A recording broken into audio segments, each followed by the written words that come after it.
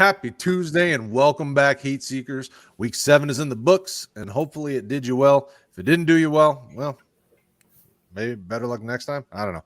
Tonight, we're going to be doing some Dynasty surprises as well as some Dynasty not so surprising. I mean, maybe some disasters. I don't even know a good word for as crappy as some of these things, these takes that we have are going to be.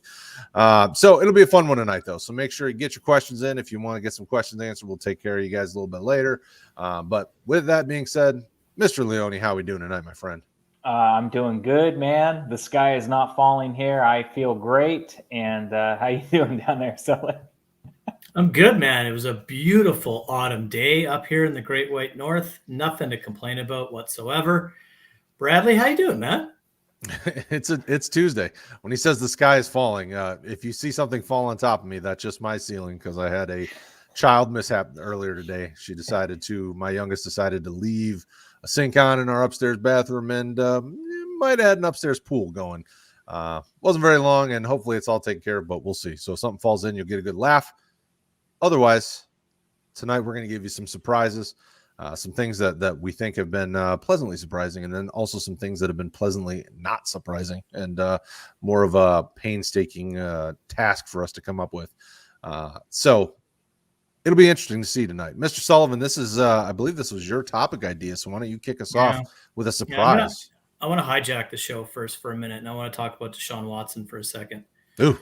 What's your take? So there's rumors and word out there that Miami and Houston have reached a deal, but Miami is looking for some clarity into his legal issues before ticking that last box, I guess, and signing off on the deal. Roger Goodell came out and said that there's appears to be no evidence to put Deshaun Watson onto the commissioner's exempt list this season. So if he's traded, the thought would be that he plays. So Anthony, what do you think? Well, my question is, what kind of clarity are they really looking for? Because the only reason why they're going to get Deshaun Watson at a value, which is I'm assuming what they're doing, is because of there being no clarity. So, I mean, it's like if you're going to go down that road, you have to kind of just assume the risk, understand there's not much clarity in the situation, and just kind of go with it. So if the rumors are true, then I think it's going to happen. I don't think we're going to see any clarity before the trade deadline, one way or another. So I think it's if the rumors are true, I think it's going to happen, and I don't think they're going to get any more clarity than they currently have. Yeah, I mean, from everything that I understand and what I've read, and obviously the legalese behind it, I don't necessarily know at all. But from what I understand, we won't find anything out on the legal side of things until January or February at the earliest. So if he gets traded, I can't imagine why he wouldn't be able to play this year. That being said, I don't know what he's been doing for the last few months. Is he getting ready? Is he just hanging out? I mean, who knows if he's really in game shape and game ready? I mean, a team that trades for him that's looking for that high-end production immediately, I would think you're going to have to be mindful of that because it's going to take a little bit of time to get into game shape. I mean, look at when we talked about going into the season, teams that weren't ready come week 1 when they had 3 preseason games and they were playing a little rusty and this, that, and the other. Like, it's not going to be any different for this guy. He's not going to be on the same page with a new group of receivers, running backs, offensive linemen, snaps from under the center kind of stuff. Like, all that stuff takes a little time to gel between you and your new teammates. So, I mean, yeah, he probably gets traded because where there's smoke, there's fire. I mean, they've been talking about this for months. He's not going back to Houston. Houston's perfectly fine with leaving him not playing. So they want a deal. And last I heard, there are 3 firsts involved in the conversation somehow. I just don't know that the seconds are involved. So I don't know what Miami is going to send back, what kind of package there is. But I do know that he ixnayed a trade to Philly is what one of the reports said. So we know Philly's off the table because he said, I don't want to go there. Yeah. So it'll be interesting to see what happens. I mean, if he is on there and he goes to Miami, I mean, you want to roster him in a redraft format. In Dynasty, obviously, we've all been waiting to see what happens. So you've got him. I mean, probably come playoff time, he's playable. Would be. I think if there's value, well, they're not making the playoffs, so that doesn't. No, I mean fantasy playoffs. Sorry, fantasy playoff times. He's probably playable by then.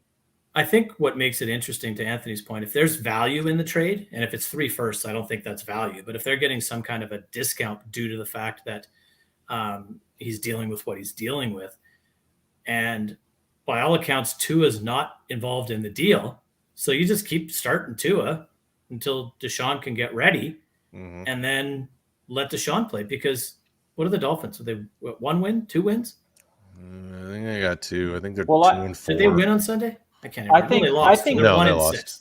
I think 3 first. I think 3 first is decent value if it is 3 first. So you look at the 49ers, they really traded 3 firsts for Trey Lance. Yeah. So I mean, Deshaun Watson's not dealing, and I'll get off this, I promise. But if Deshaun Watson's not dealing with all of this stuff, what's his value? He's more than 3 firsts? Definitely.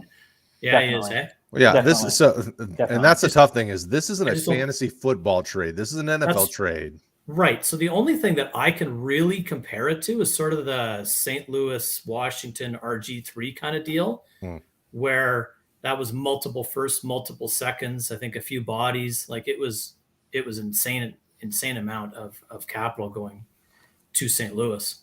And Deshaun Watson's better than that.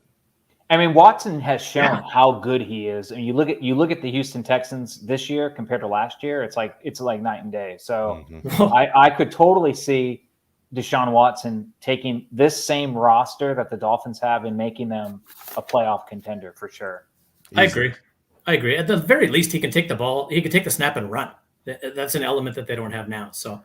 Yeah, and I think Tua hasn't looked that bad though these last 2 games. I mean, it's the defense that's been the problem, not the offense. And the offensive line is horrific. No, that's not great either. And in redraft, I'm staying away from him personally. And in Dynasty, if you haven't have him, I don't think you can really trade for him at much of a value at this point, other than what you could have gotten, say 2 weeks ago.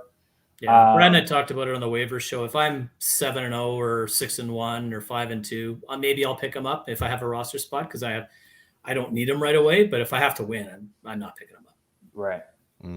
For sure. So that being said, Mr. Sullivan, kick us off with some surprise that you've received so far this season. All right. What are you seeing as a surprise? So for my surprise, my good surprise, like, oh my goodness, mom and dad got me a bike at Christmas kind of surprise, is Tampa Bay Buccaneers running back Leonard Fournette. So Leonard Fournette is currently RB10. He's on a career pace. He's on pace for 278.8 PPR points. Now his 16-game pace is about 263, and his career high is 230. When I dove into his numbers today, what I found really, really interesting is just how much he's touching the football for that team this year. In 2020, he had 97 rushing attempts. In 2021, Kevin Claus. In 2021 season to date, he's almost there with 93. He saw 47 targets last year. He's had 34 targets already this year. It's pretty interesting. So I guess I'm pleasantly surprised by Leonard Fournette. I'm thankful that I have him on a few of my teams. His Dynasty ADP hasn't moved, though. It started off, according to DLF, in April, he was running back 33, moved up to 35, and somehow he's dipped back to running back 38. I'm guessing that's age-related and not productivity-related. But, Anthony, what's your take on Leonard Fournette this season? Well, if his price is RB4 territory, I'd be buying everywhere. I don't think people that own him are really going to sell him for that kind of range. So either. Yeah. So, I mean, I don't want to say that their stuff is outdated, but a little outdated. A couple weeks ago, I don't think people really expected this kind of path, and it's like keeps building up, and so I mean, I have him on one of my rosters. I got him dirt cheap last year. I think I traded like Eric Ebron for him or something ridiculous in a tight end premium league. And so I mean, if you have him, you're ecstatic, like I am in that league. I mean, I don't see any reason for it to change. It's a high-powered offense, and who's he going to possibly lose touches from? It's certainly not Ronald Jones. It's not going to be Gio Bernard. Nope. And is it going to be your boy, Keyshawn Vaughn? Brad, I don't think so. I'd love to dust off the multiple shares, but no, that's not happening. So I mean, rest of season, I think he's a solid RB2, and if you can get him for an RB3-4 price, I'm all for that. I agree. I just don't think it's really gonna happen for you, Brad. What about you? What do you think here? Yeah, I in the short term, definitely a big fan. It'll be interesting to see if Tampa kind of keeps this general group together, Fournette's very nice next year, I think, as well. Like, I mean, if Arians sticks around, in my mind, if they don't win a ship, then you could probably see the band come back together one more time to try to make it 2 out of 3. Because Tom Brady's already talking like this is not really the end for him either.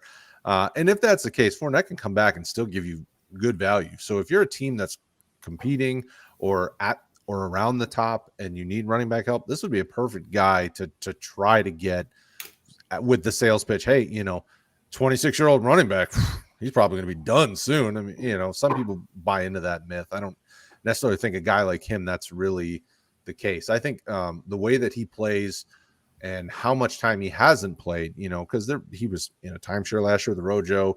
There were some injuries throughout his early part of his career at Jacksonville. I think he can give you a few more years if he's in a place where he's playing meaningful snaps like he is right now. So I like him. I think I have him in one league, and I'm very thankful. It's one of our V2 leagues, and I'm sitting pretty atop the league because I'm just dominating with him and Cooper Kupp and some of these just high point getting type players. So nice. I like him. I don't love him just because there is so much uncertainty long term.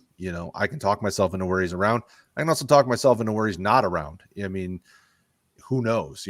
Rojo, we didn't believe in. We knew that, he just, every time he gets on the field, he wants to get off the field, it seems like, because he gives the ball up, Yep. So I don't really worry about that. And Vaughn's too young to take any meaningful snaps because Arians doesn't like young running backs. So it's kind of the LF show. I mean, Gio's there, but he's not good. I mean, it's just, you can tell. Washed. Yeah. So I like him. I'm a fan. It's a pleasant surprise. I think if we'd have seen this production last year, everybody would have been, well, yeah, this is what we expected when he left Jacksonville, because everybody expected this when he left Jacksonville.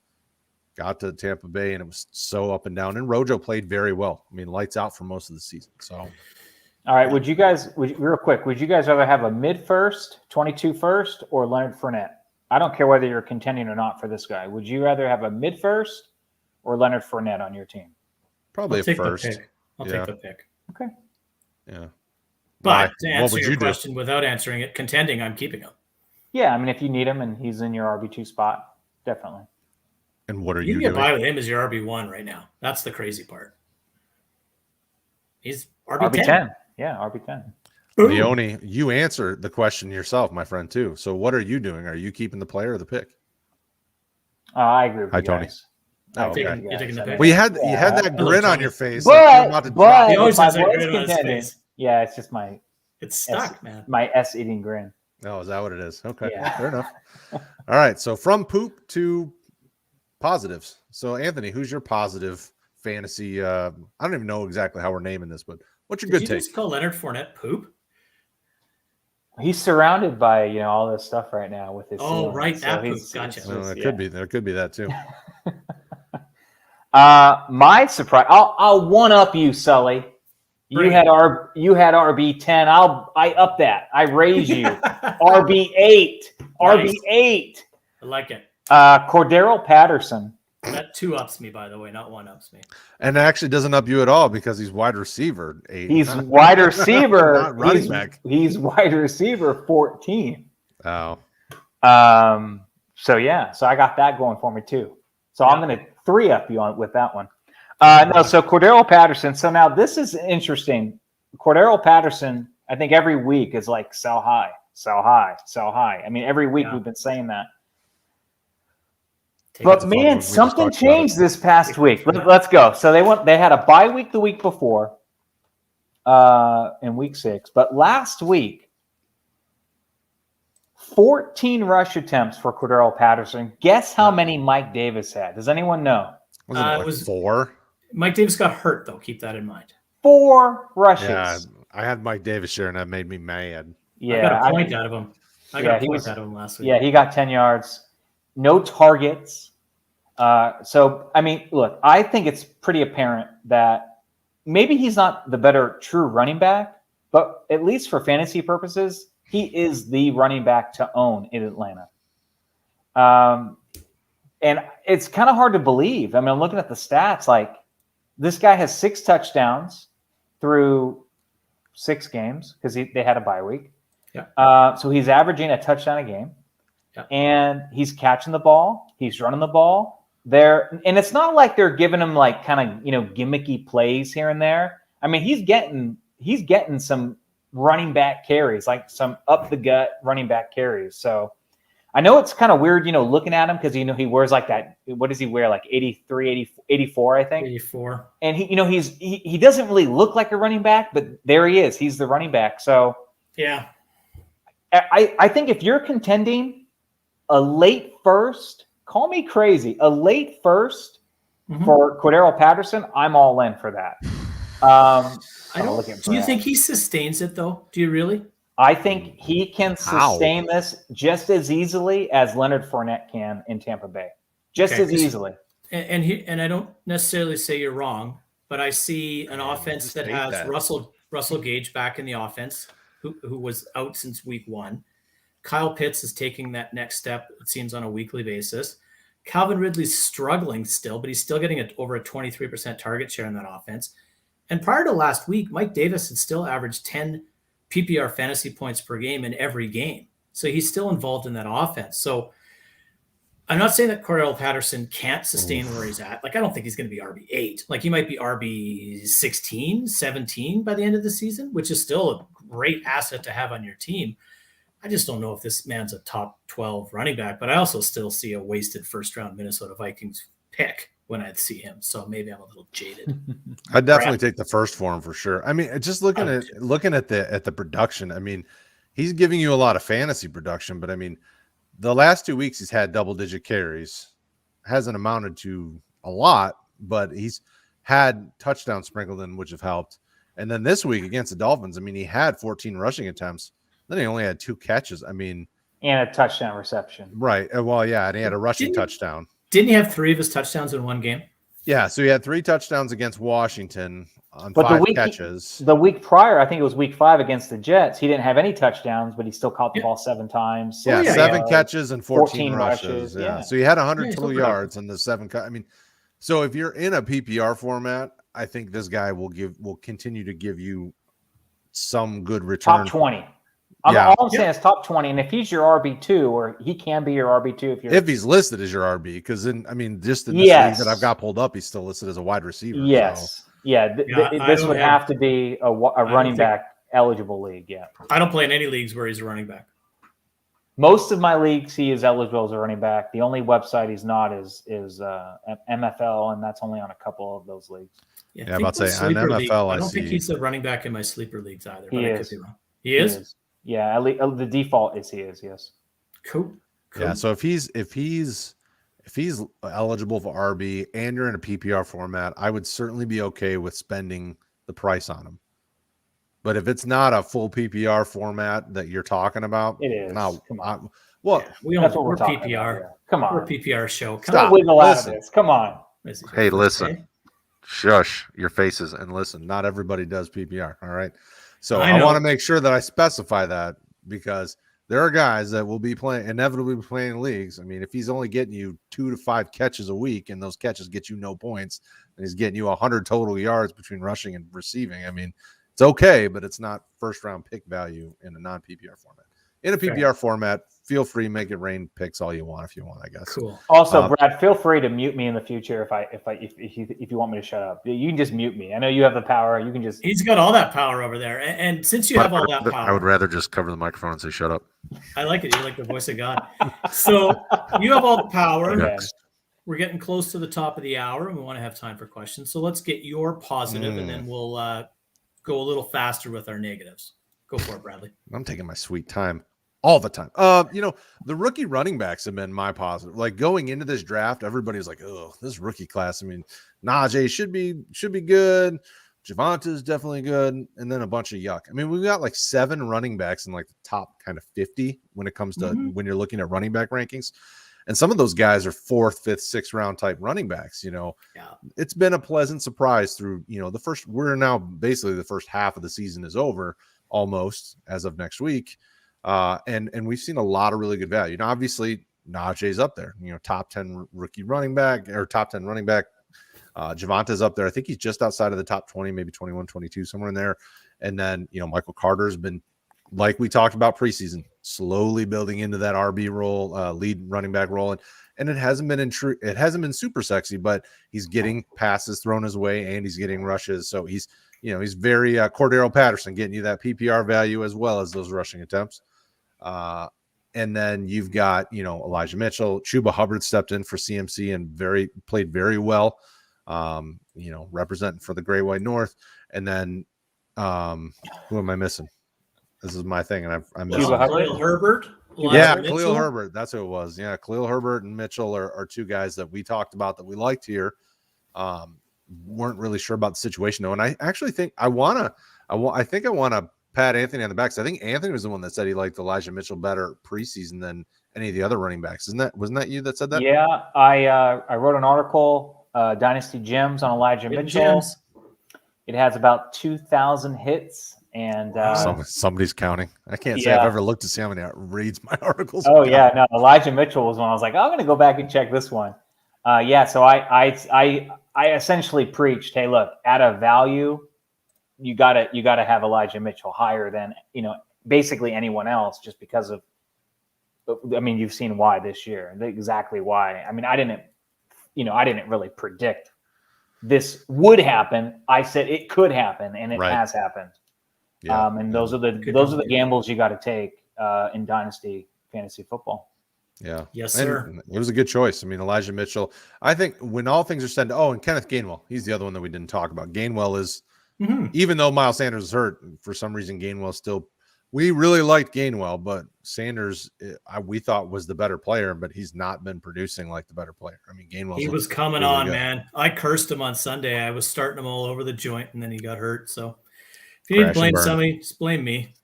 Crash and burn. So these rookie running backs have done really well, all things considered. I mean, now we had a rash of injuries. Saquon seems, I agree. Yeah. So definitely a nice positive, and these would be guys to target if you're in some of these dynasty leagues where, if you think that the owners may be not competing and has a player like these, I would jump on any of these rookie running backs. Chuba probably will go back to the backseat when CMC gets back, if CMC can stay healthy, though. I mean, it's only a matter of time before that next injury hits. We're still talking about the curse of 400 touches, 398 or whatever he had last year. So definitely a positive. But now going from the positives to the negatives. Nobody likes the good stuff. Nobody likes the bad stuff. But we're going to talk about the bad stuff. Mr. Leone, hit us with your negative. Man, talk about a surprise. Brandon Ayuk is my guy. Really building that one up. Yeah, no, sorry. It's just, my heart. You guys want to hear something funny? Dante Pettis has more catches than Brandon Ayuk. Brandon Ayuk is Dante Pettis. Dante Pettis, in 2 games, mind you, for the New York Football Giants, has more catches than Brandon Ayuk. Man, where to begin? So I think with Brandon Ayuk, there's basically 3 things you can blame his disappointing season on. First, it's the quarterback play. Jimmy G hasn't been great. There was a play. I don't know if you guys saw the play. I'm going to reference. There was a play where Ayuk is literally wide open down the field, hey, I'm wide open, dude, and Jimmy doesn't even attempt to throw the ball downfield. I don't think that they had any downfield passes with Jimmy Garoppolo this season. I mean, it's ridiculous how they're just not throwing the ball down the field. So anyway, Jimmy G is the first reason why this is happening. The second reason why this is happening is I think Kyle Shanahan just isn't scheming him to get the ball. Because even if, you have a quarterback who doesn't throw the ball downfield, Ayuk excelled last season with a low ADOT. For those who watch who don't know, ADOT, average depth of target. And, he would get runs out of the backfield. He'd get, short little swings and nothing. I mean, he's not getting anything like that this season. And the third thing to blame this on is Brandon Ayuk himself. And that's because General Manager John Lynch recently said a few weeks ago that Ayuk, he didn't say exactly this, but I'm just going to kind of paraphrase what he said. He basically said, look, Ayuk isn't putting in the work. And it's almost as if Ayuk had such a good end of the season last year that, he didn't really think he had to, give 100% in the offseason, give 100% throughout the meetings and practices. And so, man, there's a lot of things going against Ayuk right now. And I still think he's a decent dynasty buy low if you can get him at a good price. I think most owners are just going to hold on to him and realize, hey, I'm not going to trade him for a second. I'm not going to trade him for anything, worse than a third. So yeah, if you can get Ayuk for a second, I'm all for it. Like right now, any second, he's mine. He's on my team. I just don't think you're going to be able to get that for him right now because of all these things going against him and owners just kind of hoping a couple of these things change and he can get back into form. Sully. So much to unpack here, and I'm going to go really quick. Brandon Ayuk benefited greatly by injury last year, and everybody's healthy this year. So the band's back together, and he just seems to be kind of like on the triangle off to the side of the stage. So, Debo's obviously excelled. I guess Kittle's out, so I'll give you that. But I think what it really comes down to is, are we sure Kyle Shanahan's actually a good head coach? Because I don't think he is. I think this is one of the greatest con jobs of all time. You back out that Super Bowl season in San Francisco, they're bad. In fact, I think Kyle Shanahan should be on the hot seat. I think Kyle Shanahan has a massive ego. I think Dante Pettis pissed Kyle Shanahan off. I think Brandon Ayuk has pissed Kyle Shanahan off. And I think that is the biggest reason. Sure, Ayuk could probably be putting in a little bit more work, but he's a first-round talent. He's got a paycheck. What does he care? I think he thinks he's going to outlast Shanahan, and I think he's right. Well, I will add real quick, Kyle Shanahan did just get an extension this past offseason. So, it's not as easy to say, hey, he's going to be out of here, in a year That's or fair. two. It's probably, I want to buy Ayuk left and right if I can at a good price. You guys traded up. You traded 3 first-round picks. You traded up, and you've given Philly what looks like a top 5 pick right now. Yes. Yeah. Yikes. It's bad. It's bad. Well, the unfortunate thing is that, hard work pays off. And if you're not working hard, it doesn't matter. And so who's not working hard enough? Is it the player? Is the team scheming the player in the right situations? Is it his quarterback who's not great? Yes. It's probably all of these things, because it takes an entire team to screw up. It isn't just on one person. Definitely Ayuk is one of those buy low candidates because the team invested in him.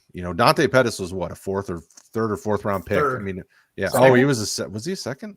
Yeah, he was a Senior Bowl darling. Shanahan fell in love with him. Yeah, it was a bad.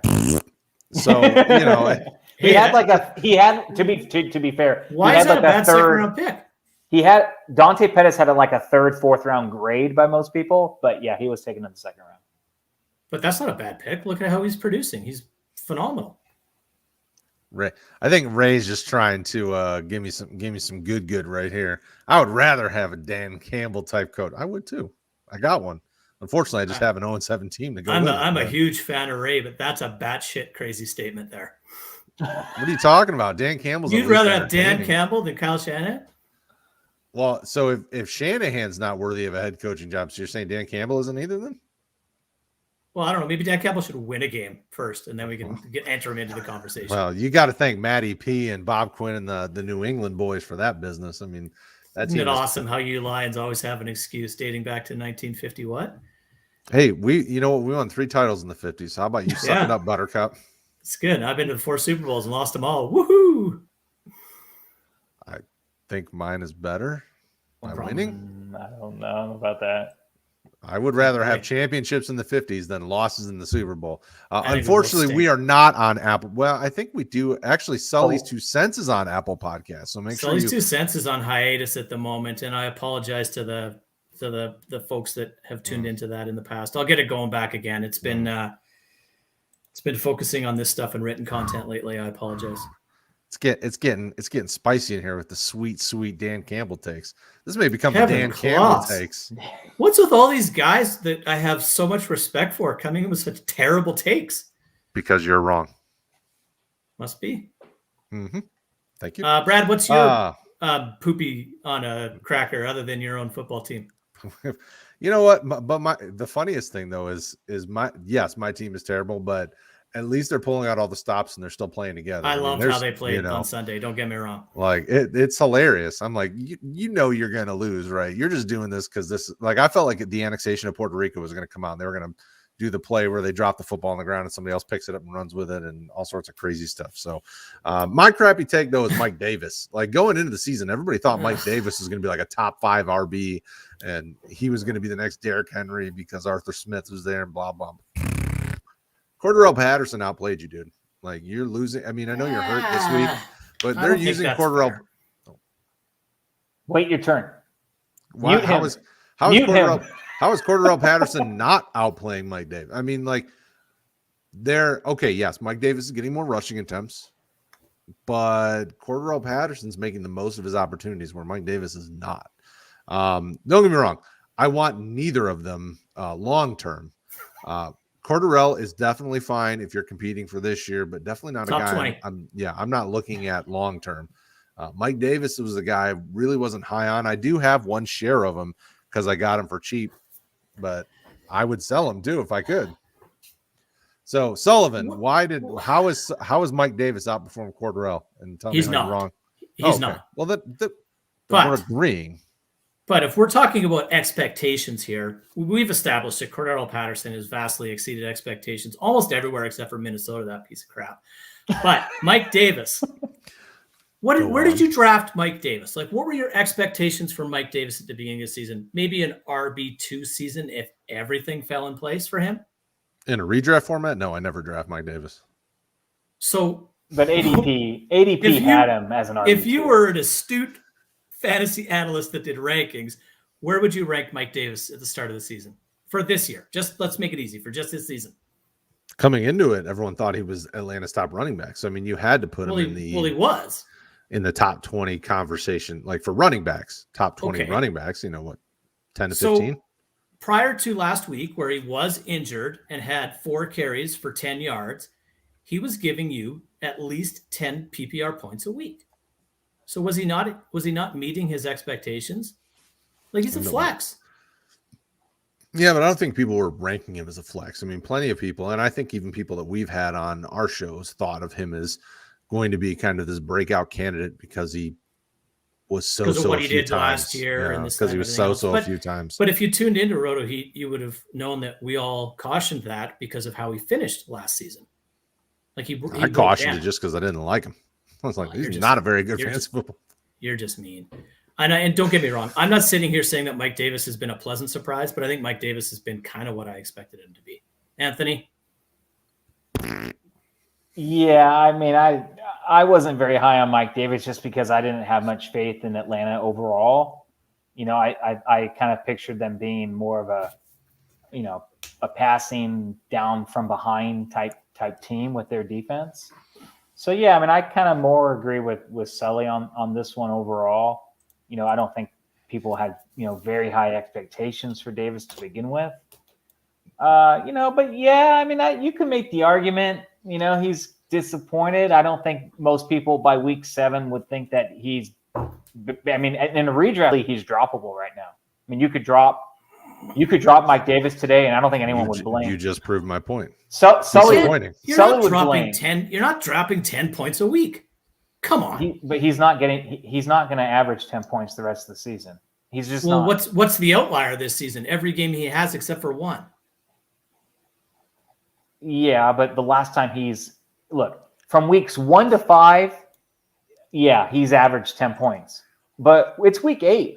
And so I mean, he had a bye week. He's played 6 games, and he had a bye week. Exceeded 10 points in 5. He had a bye week, and last week he had 4 carries.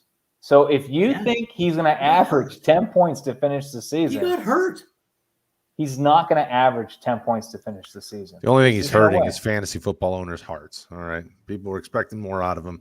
He's not lived up to the hype. I hate to break everybody's bubble here, but your roster can't be all comprised of RB1s and 2s and rainbows and unicorns. Like there's going to be some depth on your roster, and he's depth. Like what? Okay, so what happens to him if CP gets hurt? Then what happens to Mike Davis?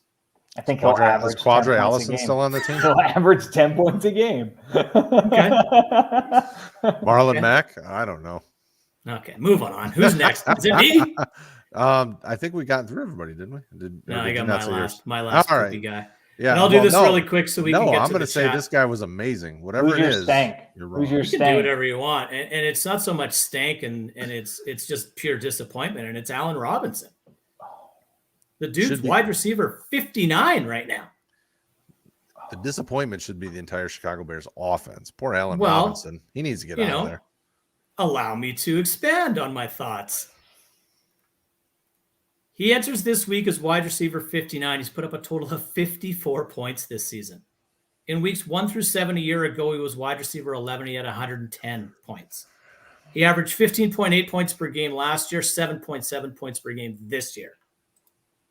His worst game last year in the first 7 was 6.3 points per game. It was 3.4 points per game. And he had one game that he didn't hit double digits. This year, his best game is, where is it? It's like 10.3 points, and it's his only double-digit game of the season. Now, to me, the biggest problem here is the offense. And to me here, the biggest problem here is Matt Nagy, a.k.a. Adam Gase 2.0. The Bears last year, in their first 7 games, threw the ball 278 times and had a 5-2 record. This year, and that was with Mitchell Trubisky, by the way, and probably a little bit of Nick Foles mixed in. And this year, they've thrown the ball 181 times in 7 games with Dalton and Justin Fields, and they're losing. So I'm not upset with Allen Robinson. I feel bad for the guy. I sure hope he gets traded before the deadline. Like, get him the hell out of there. Mm-hmm. But, man, it's disappointing for those people like myself that envisioned him as a top 12 wide receiver yet again this season. Trade him to Detroit. Yeah, they should, because they at least throw the football in Detroit, and he would be awesome in Detroit. Mm-hmm. He would definitely be more valuable than 54 fantasy points. That's for sure. Right. And almost, I don't know. I guess the better question is there somewhere he goes that it's worse? Like if he goes to Houston, is that worse? No, I think he has to go somewhere where it's loaded. Like he has to go to Tampa Bay. No, exactly. It wouldn't be worse. And he wouldn't go there. But he has to go somewhere where he's not going to be that alpha number 1 target. So where is that? Unless he goes to the Jets and it's still Mr. Dress Up or whoever their quarterback is, Mike White or whatever his name is. Like Joe Flacco. Joe Flacco. Yeah, it is probably Joe Flacco. They went back to Joe Flacco. I'm like, you guys got rid of this guy, and then you traded back for him. It almost feels like the ultimate ruse. Like Philly's like, oh yeah, we'll take him. You want him back? All right. Double. Yeah, and not only that, Philly got a potential 5th out of that deal. Like they're doing really well with their trades this year. Sorry, Anthony, I cut you off. What contending team needs a wide receiver like Allen Robinson though? Like, I mean, it's easy to say, yeah, contending he should be team, traded. you know. I can't think. I mean, I'm trying to think of a team that would even trade for him. I mean, to me, I can't. If you're the Patriots trying to make the playoffs, they're not making the playoffs. I mean, but they're not that far out. No, they're not that far out. But I don't think. How about Kansas City Chiefs, who can't seem to win?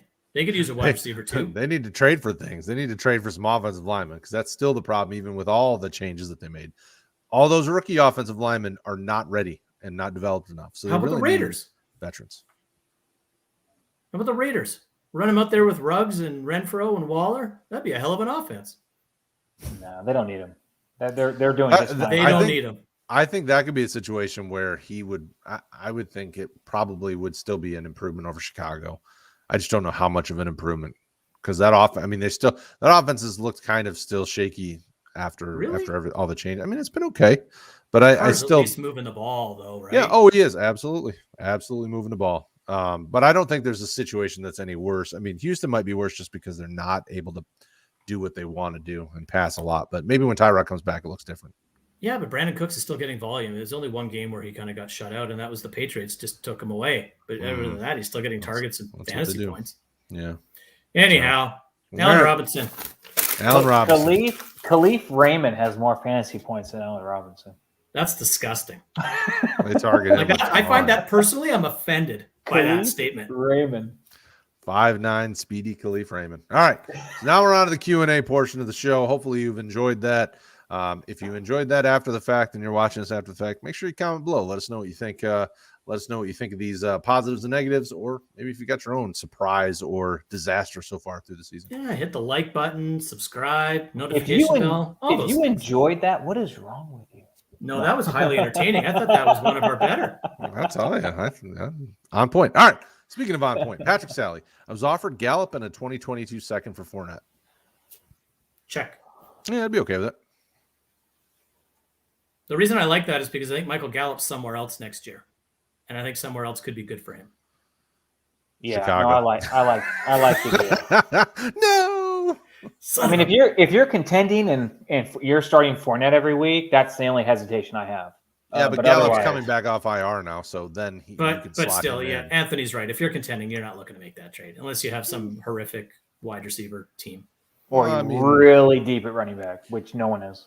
Yeah, no one's really deep, especially with the injuries. All right, Sergio Soto, welcome, my friend. Question, what's going on with Buffalo Bills running backs?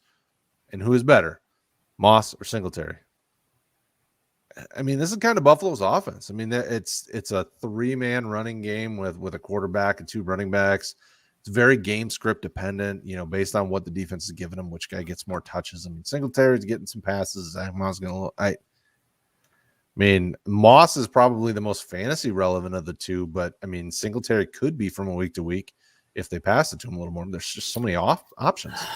It's really hard to say, right? Like if you'd have had this question before their last game, it was Moss by a mile. It looked like Singletary was getting phased out of the offense. And then going into the bye, it was a Singletary show. So who's the better talent? It's probably Devin Singletary. Who's the better fantasy back? It's probably Zach Moss, in my opinion. Anthony, you love Zach Moss, so spin your silver tongue and tell us why. I tell you what, if Singletary spelt his name like Sergio did, Singletary, I tell you what, he'd be my favorite NFL player for my Italian heritage there. We can ask them to do that. Singletary.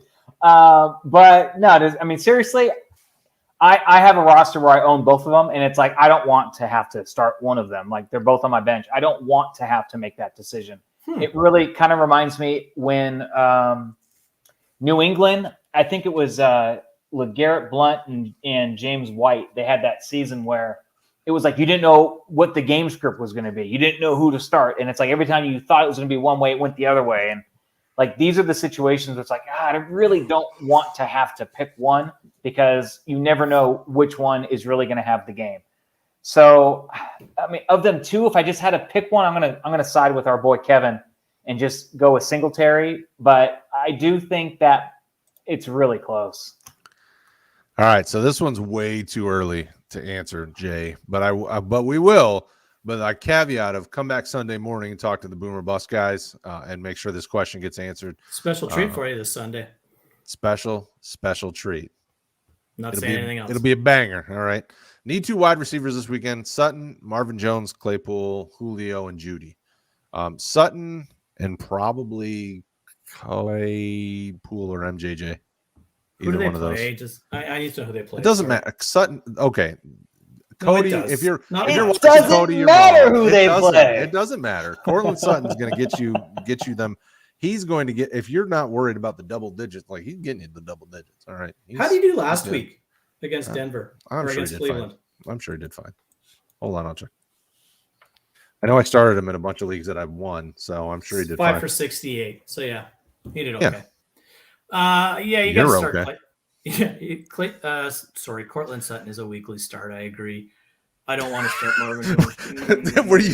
It doesn't matter who they play. So what was all that? Oh, hold on. Let me look up all this information. No, it's good. A good analyst checks all angles. Okay. Marvin Jones Jr. No. Claypool potentially.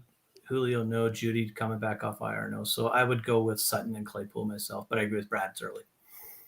Yeah, I agree with you guys. It's between the first 3. The question is Jones or Claypool. For me, it's Claypool as well. So there you go. Those are our 2 as of Tuesday night. Still very early in the week, though. Ray Fryer. Appreciate the question. What do we think of Tyler Boyd moving forward? He's clearly the third look. Is he clearly the third look, or is CJ Uzomah taking over? Yeah. I mean, I love Tyler Boyd. I hope he goes somewhere where he can become what he was prior, because I think he's really good. Chicago? No. If Nagy leaves, yes. I mean, because he's a really nice slot receiver, like a big slot receiver. Can sometimes flex outside if need be. I really like him, but if he's in Cincy, it's a tough one. Leone? Tyler Boyd is not a free agent until 2024. So that's rough. I don't know. If you have him, you just kind of hold on to him. Maybe you never want to hope for an injury, but you kind of want to hope for an injury. Maybe he's traded. Sorry, Jamar Chase owners. You can't really start him.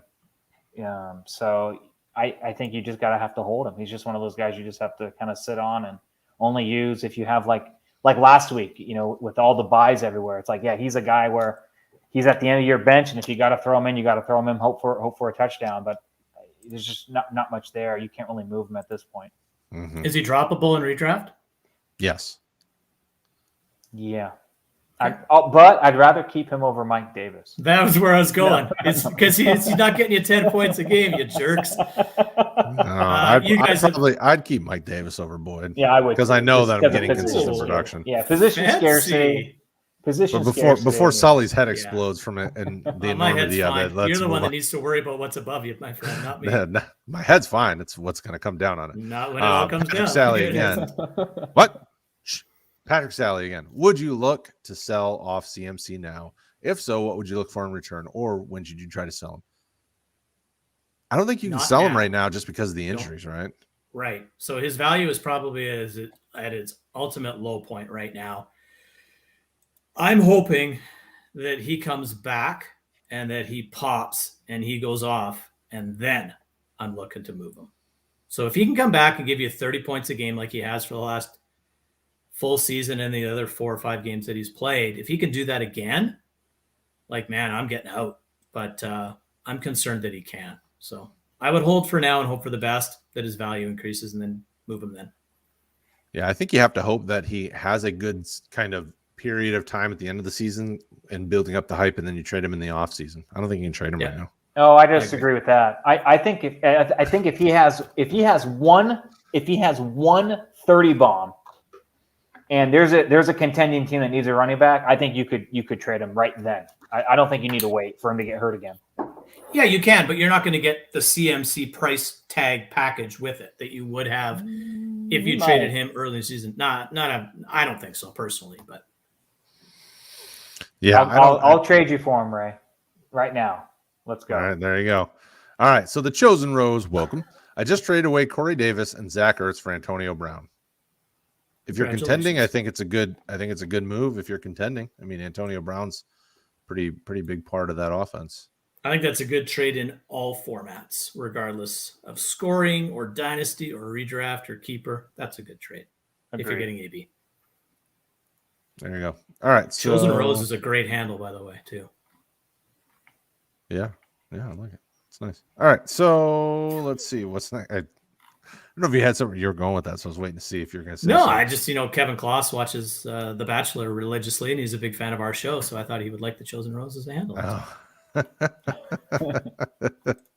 All right, so Slim Bay, welcome back, my friend. I remember seeing you a few times on here. Hello, guys. Is trading Elijah Mitchell for Lamar Jackson a good trade? Both of my QBs out. So there's, with no context to the trade, Slim, I would say sure, because Lamar's on bye this week, so so it wouldn't matter anyway. Doesn't really help you this week. I don't know who your quarterbacks are, Slim. Yeah, this would be one of those conversations that Discord is perfect for, Slim. So jump in there and say, hey, this is my team. I need QB help because my QBs are you say out, so either on bye or injured, and I need to make a trade. And Elijah Mitchell's my most intriguing non-playing player that I want to trade away, or something. Like who can I go get with Elijah Mitchell? If it's a one QB, then it's not hard to do. It is one QB, and he just mentions that he forgot that Lamar is on bye. So, unfortunately, hold on to Mitchell and shop somewhere else, brother. Hope that works out for you. Yeah, and Mitchell, I mean, you could easily get kind of a fair QB2 that could give you, a nice boom week. Like if somebody has, like a Carson Wentz or somebody, if this is a one QB format, a guy like that who could give you a QB 1 week. I mean, he's not super intriguing, but Elijah Mitchell's had 3 solid games, and yes, we like him, but he's not produced for a long period of time. So I don't know that anybody with a QB1 is going to just be like, oh, okay, well, yeah, I'll give you him. So I think you have to look at who are the QB2s that can give you a boom weeks until your guys come back. Yeah, I mean, if this is redraft, I'm not trading Elijah Mitchell for any quarterback. One QB. I know we've had a similar conversation before, Sully. I punt quarterback every time, no matter what. So if I can get the starting running back, that's easy to say during the draft. It's different when you're in the season. So if you had quarterback A and he gets hurt, and then you're sitting there and you look at what's on the wire, if you're contending, you're not streaming your way home. You're going to try to make a deal. And Elijah Mitchell, if you're a contender, probably isn't in your starting lineup. I'm trading him all day for a quarterback in redraft. No, yeah, I'm not. I'm personally not. You're wrong. Cody finally joins me. I love Sutton this week. I'm glad you finally joined me. He just keeps reducing. Yeah, but he also made a comment earlier about Allen Robinson potentially looking good in Green Bay. So, Brad, do me a favor. That's not going to fly with me. Brad, do me a favor. Put the Discord in the chat and have people get on there and let's see their team, and I'll try to help them get a quarterback without trading an RB2. And then I'm at Sully on Discord when Anthony doesn't give you the advice you're looking for. Just hit me up, DM me when he tells you something crazy. Yeah, thanks, appreciate it. Try to be able to tip your server. Don't forget to tip your waitress and get your pet spayed and neutered. All right, so next question. Well, Discord. Well, the link is dropping. There we go. There we go. All right. Oh, sorry, Slam Bay. That might have been me, and I do apologize. I hope I didn't offend. Whichever of us did it, we're ridiculous. I'll tell you. Yeah. But we still love you either way, and definitely jump in Discord. Thank you for being here, and thank you for your questions. We'll be better next time. Now Ray wants me to trade CMC live. Oh, blue fan, baby. Blue. I'm trying to see what I can do here for Ray. He wants to trade CMC live. Go blue. All right. We got another question, and go blue because it's Michigan all the way. When I was playing football in high school, Michigan and Florida State were two of the schools that recruited me. So I always had a soft spot for the Wolverines before I blew my knee out and couldn't go there. Tony, should I start A. Rodgers? Amari Rodgers, no. He is talking about Amari this week. You could actually start Amari Rodgers this week. You actually could. I don't trust it. I think you trust Randall Cobb, and if MVS comes back, maybe him. But I think ESB shows up. And are we sure he's not asking should he start Aaron Rodgers because he has no wide receivers? Oh, it might be. I figured it was Amari because of the wide receiver spot. So let's talk about both. I just happened to write the Thursday night start sit article this week, like every other week for rotoheat.com. I have Aaron Rodgers as a start this week. I think he peppers his running backs and he peppers his tight ends. He'll give a little to MVS. I think he's still startable. I have him at QB 11, I think, in my rankings this week. Amari Rodgers is not. No, I wouldn't. In my opinion, I wouldn't. Regardless of the fact that both Lazard and Devontae Adams are out, I still don't see it. I think Randall Cobb, unless it's 2014, I don't want to start Randall Cobb either. But I think if anything, he sees an uptick along with MVS, who's coming back off IR this week. But that's how I would approach it. Anthony, what do you think? I agree with you. Aaron Jones will get some looks. Tanyan, MVS. Well, AJ Dillon will be involved. I mean, Aaron Rodgers is very creative. Like, he's one of those guys that will make things work, even with minimal talent around him. Read that article, though, and it really highlights what Aaron Jones has done in opportunities with Devontae Adams out in the last 3 seasons. It's remarkable. So, Aaron Rodgers, it is Aaron Rodgers. I believe is still a start. Oh, Aaron Rodgers. Thank you, Tony. I was assuming Amari because it was a wide receiver. You do, but we need to talk about both because the people needed to know to not totally put Amari Rodgers in your lineups. It's not worth the risk. But I'm comfortable. Like if you're in a dire situation where you've got a buy that's killing you, flex in, Cobb, maybe even Tanyan if you're in a tight end premium situation. Never flex on Thursday Night Football. Never. Correct. Don't flex. Depends on the flex open. No, he's right. I'll be flexing all over. Even you. if you think flex Cobb is your flex play, put him in your wide receiver That's spot right. so you have the flexibility of your lineup going into the weekend. Anthony, There you go. Right. And Robert Tanyan is absolutely a start this week. Yes.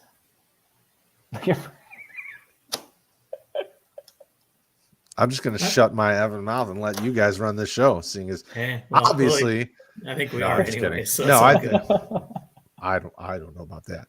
Couple I jerks think over here.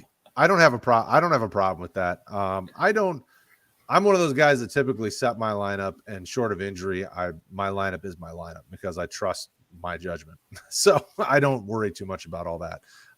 It has bit me in the past. I don't blame you for leaving your flex open, but when you're just as amazing as I am, it doesn't matter. No, you just got to. Every Thursday, what I do is I go through my lineups and I just look for, hey, who's starting on Thursday? And if I have a guy I'm going to start on Thursday, I just move him into the wide receiver or running back spot, and then keep the flex open. Because especially with COVID, I mean, you could have a guy Saturday morning, all of a sudden, boom, COVID. Sunday morning, boom, COVID, and then you want to be able to have that flexibility to say, hey, maybe I'll just throw in my RB3 instead of my Amari, or someone like Amari Rodgers into that spot. I check my lineups every day, but I think it's an OCD thing. So is what it is. Ray, are we even in a league together, Ray? I don't know that we're in. Wow, that's a little harsh from the crowd. Well, he's in the 96er for sure, right? So technically, he's in that. I think I'm the only one around here that's won one of those. Sorry. Sure. Oh yeah, I immediately started selling off. My team's in the midst of the rebuild. Like it's deep into the rebuild, so it'll be a little bit on that one. We may be in a Superflex league together where I'm also doing the 2 Superflex leagues. I'm doing. You're in the 48, aren't you? No. No. Okay. No, I'm in one of the 96ers. He's in the 96er version 2.0, I believe. I have no idea what version it is. I know that I'm rebuilding in that one, and Craig is in my division as of this year. So yeah. Well, yeah, I'm not in the 48er. But I am in the Superflex. That one is definitely in the midst of the rebuild. But I'm stocked upon some draft picks. I'm feeling good about my. You're kind of like the Lions everywhere, hey? No, the Roto Heat Superflex V2. I am pounding everybody else. I'm at the top of that bad boy. Good on you. Oh yeah, I'm taking out everybody. Oh, that's also the league though. Rick has no quarterbacks, and we crack up because he's just completely rebuilding, and he's just having fun with that one. So that one, keep pounding. Yeah, I'm doing well in a few. I'm also doing crappy in a few, but I'm rebuilding. So, and in the fishbowl, I'm currently doing well as well. So no complaints here. Not. Good for you. I'm not. That's good. Yeah. So, all right. So last question. Now that we've gotten off on a tangent, thank you guys for hanging out with us as we rabbit trail on that one. We get a little goofy sometimes, and that's why you love us. What would you trade in terms of picks for Aaron Rodgers in a Superflex dynasty? I don't think an owner is going to take anything less than a first plus, probably like multiple picks, right? Yeah, first and a second at least, I think. I mean, yeah, or a player in a first. I mean, if I'm an owner of Aaron Rodgers, which I think I only have one share and I'm competing, so I wouldn't trade him anyway, but it would take a significant amount, I think, still. I kind of have a little rule in Superflex that I don't trade a quarterback unless they get a quarterback back. Yes, that's a good rule right there. I will trade. Let's say I'll trade Aaron Rodgers for I would trade him for Sam Darnold in a first, or I would trade him for something along those lines, right? Like someone that, and Sam Darnold's probably not a great example. No, I mean, I was just no, it wasn't. But someone, I want someone that I can at least put in my lineup on a weekly basis. So Darnold, Bridgewater, Matt Ryan. Yeah, I don't think the Matt Ryan. But if you're trading Aaron Rodgers, you don't want Matt Ryan. Like, what's the point? Right. You go from one older quarterback to one shittier older quarterback. Like, it doesn't make a whole lot of sense. So I think you got to get a little bit of youth on that side, and that guy's going to want some picks. Bridgewater Russell Wilson. I think you would have to Wilson for Aaron Rodgers. I'm about to say, I don't know that the Russell owner would do that. If I had Russell Wilson, I would want something with it because Russell Wilson's younger and still just as good. I mean, no, I wouldn't do Bridgewater in a first. I'd rather keep Rodgers. I would want if I was trading my one Rodgers share, I would want a first and a young quarterback that I like. Even if it's one that's questionable right now, like Tua. Give me a first and Tua or a first. And, Like one of those younger guys. And even this year's group, give me a first and a Zach Wilson or a Mac Jones or one of these guys that we think could be something. Maybe I would consider that for sure. All right, last question of the night from Tacky T. Welcome, my friend. Would you trade away CD, Antonio Brown, and Dak for Hill, Chase Edmonds, and Burrow? I need an RB2. I would not. Yeah, because Chase Edmonds, you can't necessarily trust. Right? Like I don't know how strong I feel about that one. I would not either. Yeah, I'd probably hold. I would keep CD. I don't think CD and Tyreek are that far apart. I like Dak over Burrow, and I like AB over Edmonds. I think I like all three of the pieces on the left. Yeah, if you're trying to flip, like maybe you take Antonio Brown and you go find the Leonard Fournette owner and you flip him for Fournette and something. Yeah, I think you could even if you have wide receiver depth. I mean, that's trading Antonio Brown for straight up for a running back too. I think would be the way to go. I think you could do better than Chase Edmonds. Oh yeah, Cody asks, is that Chase and Edmonds? That changes the narrative. That changes everything. If it's Tyreek Hill, Jamar Chase, but I don't think so. I think it's Chase Edmonds. Because there's no. Yeah. I mean, Cody's just stirring it up. Yeah, Cody. If it is Jamar Chase, then I take that side because Hill and Jamar Chase are just ridiculous, and Burrow and. Okay, Tacky T needs to clarify before we sign off. I need to know this. All right, get on. All right, we'll answer another question while we're waiting. Tacky T, drop it in the comments. What's going on? All right, where would you rank Kedarius Toney in Dynasty? That's a good question. I've been pleasantly surprised when he's healthy on the field. So I would put him in the, in the solid high end wide receiver 3, wide receiver 2, low end kind of range right now, whatever that looks like. What is that? I haven't updated my rankings. I won't lie. I would say if I updated them today, he would be in around wide receiver 36 to 30 to 40. Not that high on him. Dynasty, I think he'd be a little bit higher for me. That's fair. Better than that, but yeah. Yeah, he said Edmonds, so it must be Chase Edmonds. So yeah, definitely stick to the left side, my friend. Yeah. Definitely don't do that deal. And I would consider just trying to take Antonio Brown and flip him for a running back straight up. If you. And I would also say that if fantasy points are fantasy points, so if you can start all those guys that you're trying to move to get an RB2, don't just plug in some slug like Mike Davis who gets 10 points a week, and all those other guys and win, and then come back here and post your win for us. Trade Antonio Brown for Cordero Patterson. That's what you do. Yeah. If he's running back eligible. For a wide receiver, sure, go ahead. If he's running back eligible. Thank you, Ray. Thank you, everybody, for hanging out with us as always.